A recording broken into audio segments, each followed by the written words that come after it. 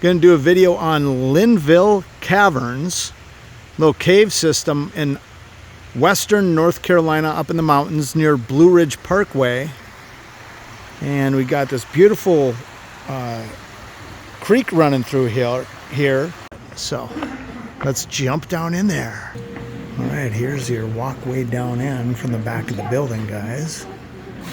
It's cool little general gift shop type place too. So inside, here's where the water is running out of the cave, guys, and down to that stream I showed you. Entrance door. Self-explanatory. Nice, look at this. Now it might get a little grainy on this video, guys, because of the darkness here and there, but there you go. Wet floor. Very cool. You want to sneak by me, feel free. Thank you so much. Look at that. Very cool. so as you can see right now, we do not have fish. I say that. We have one. His name is Frank. If you reach out, you get to see him. That requires him to peek out though. But he does swim around sometimes. But every time I say we don't have fish is when he decides. That's when he decides He wants to come out. Oh, please. He's actually right there. Frank. So he's right here by this rock. Oh. Marion. That's Yeah, Frank. cave. He's saying, he's waiting for morsels, I think. Yeah, really. A quick insert video about the caverns here. So there, you can pause and read that, and then you'll see that when we go down in just a second. Unfortunately, there's no trout down there except for one, and I got that on video, but it's hard to see. Here's the signature rock. You don't get to see it. It's way down a cavern that you can't walk down. And then, of course, you can pause and read this to learn some more, and that. But they were how we were discovered. So in 1822, there were two fishermen. They were following this stream, which used to be a lot bigger. And they seen the fish coming in and out of a small hole in the side of the mountain and decided to go through the small hole in the side of the mountain. So that is how this was discovered. Wow. That's what I said the first time I heard that too. I was going to say. As we keep going throughout the tour, there are a few locating archways, so please do watch your heads for those. I point out most of them, but there's some of them that I call our ballroom because of the walls and the floors are very, very smooth. But if you look, it's very thin, and then it looks like it's going to get thicker, but it only gets to about 5 inches at its thickest point, so we would still fall through. And then if you use your imagination, right here is what we call our crocodile. Oh, that's cool. Crocodile. That'll do it, yeah. That is great. Yeah, crocodile. This is what we call our bat formation. So if you look right there in the center is his head, and then there's one wing that goes this way, and another wing that curves around. Yes. So this is a canopy flowstone formation. There used to be sediment above it and below it, and that sediment got washed away, and that's how it got formed.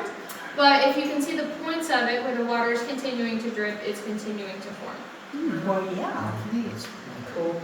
Use your imagination a lot. Oh, Yeah. Right here, this is what we call bedrock table, which is believed to be the old floor of the cavern from a very, very long time ago. Limestone is weak compared to water, so it does get eroded away, and that is what happened here.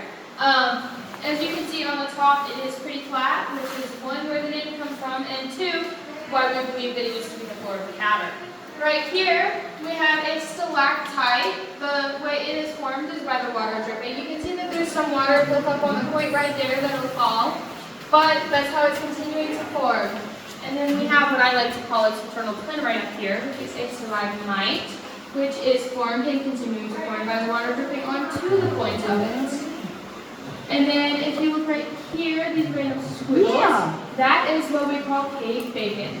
So it is actually a ribbon stalactite formation, but yes, that is its nickname. But this right here, this is what we call our deserters fireplace, which is also known as our colonial fireplace. Back in the American Civil War, there were soldiers from both sides that come down here. They didn't want to be in the war, so they tried to hide from it, and this is where they came because this was one of the few dry places that they could find. This used to be a sandbar. And this water was waist high, and it covered up the whole floor of the cavern, so that's why they struggled so much. But they did find this place. It is 52 degrees in here year-round, and that water is 40 degrees. So they had to have some way to stay warm because they were walking through it. But they also had to have a way to cook fish because they didn't have all of the trout. But if we look into where the fire would have been, there's absolutely no calcium buildup in here. And there isn't any directly above it either. But that is what calcium looks like. It's that mineral buildup. This is formed by water constantly dripping. So you can see that water dripping off of the points on the left side over there. That's how it's formed. That water is constantly leaving behind minerals with every drip. And then on this rock right here, this white one, it has very little calcium. It's all pretty much hiding in this corner. One for its height and two for this. So it is 23 feet from its lowest to highest point. And then this right here is called our wedding scene. So right here we have our curtains or our drapes. Our monk or our priest is in the center right here. It's that thicker brown one. And then over here to the right we have our bride and our groom. And then look directly up for me. These are stalactites, but these were broken off in the flood in the 1940s. It come through and it broke some of our formations with its rapid, fast-moving waters. And these are the best ones for us to show you guys because they're so close to one another. They're all clustered and you can see that they are very flat on the bottom. And then from this room, we are going to go into our smallest room. So if you are claustrophobic or you think you're going to get scared, I would hang out towards the back. The first person in is the last person out, but it is also 3 feet wide at its widest point. Really? Not its smallest. You are going to be standing over a metal grate, so anything you could drop, I might would tuck it away because if it falls through that grate, you are not going to get it back. It's very wet, very cold, and very slimy. And it's getting shorter and shorter as we go. This is cool. Here's some stalactites right So there. those pointy stalactites right there, those are called, that's what we call our tobacco beans. Yes. Tobacco what?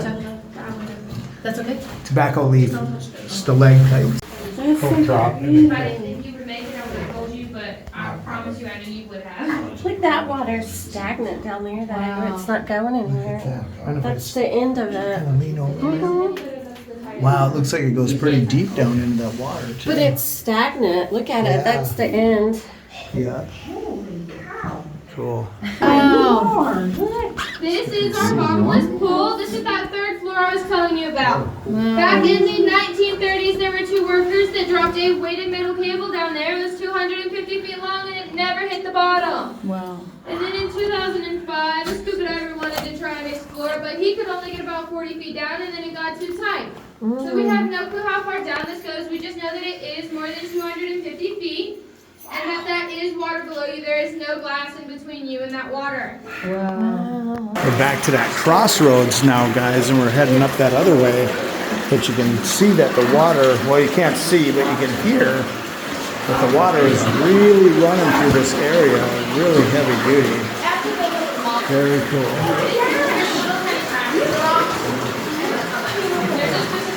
I love how they did the sconces are like made out of like a plaster that looks just like the rock.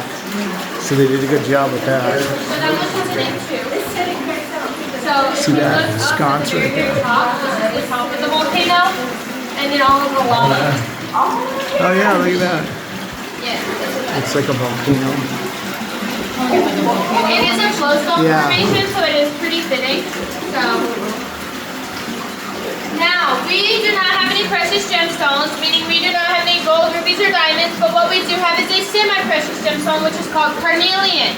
The other name for carnelian is onyx, so if you look around and you would seen it in a gift shop, it's the same thing, but it does not come from our cavern. Our cavern does not produce enough to be able to supply it.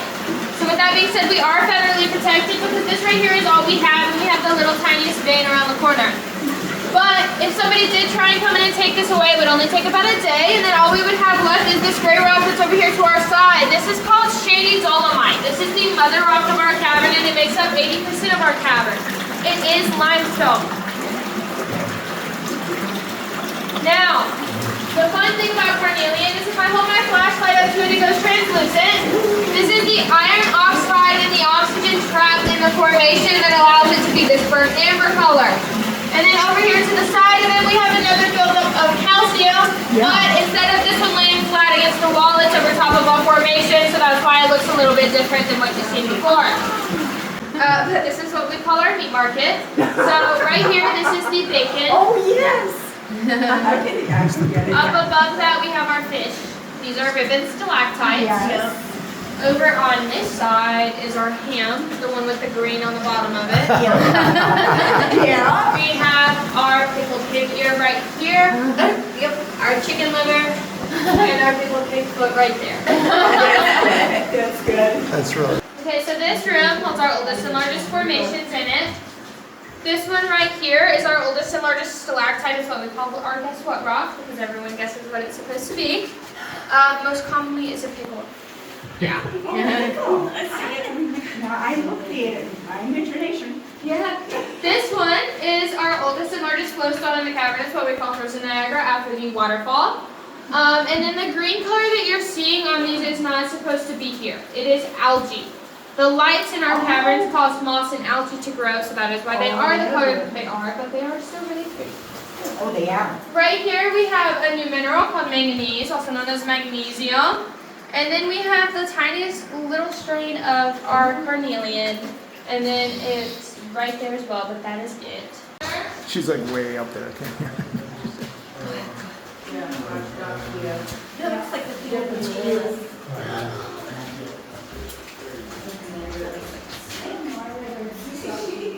Truly you. You go ahead, Truly. The water, yeah. Okay, so right here, this very large crack that you can see that runs along the ceiling. This is a fault line that runs all the way from Georgia to Maine. It's a part of the Brevard fault line. Oh wow. Over here, we have some more of that manganese. It's just a lot more prominent, as well as right here.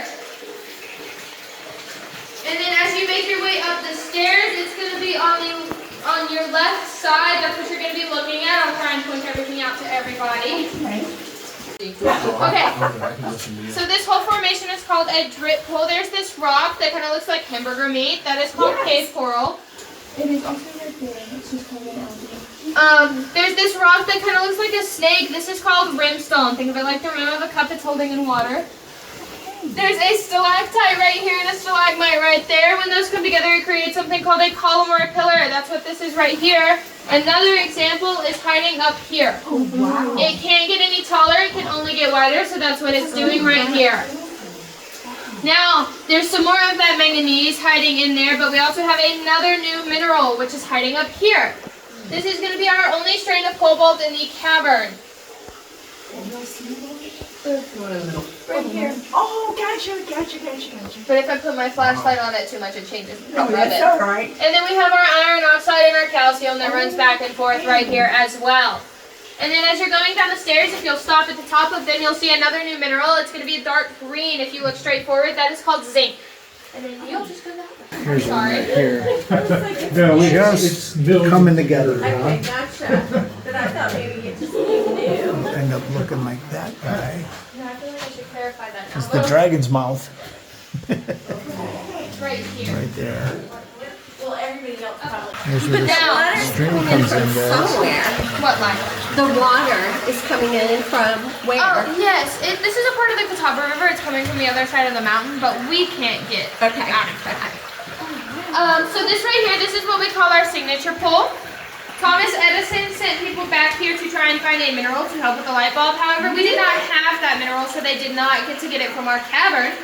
But they did sign their names back there on a rock. So if you go up by the bathrooms, there is a sign up there that has a picture of it. So you can see it, just not in person. Too many formations and not enough space, so it wouldn't work out too well. But that's what's back there.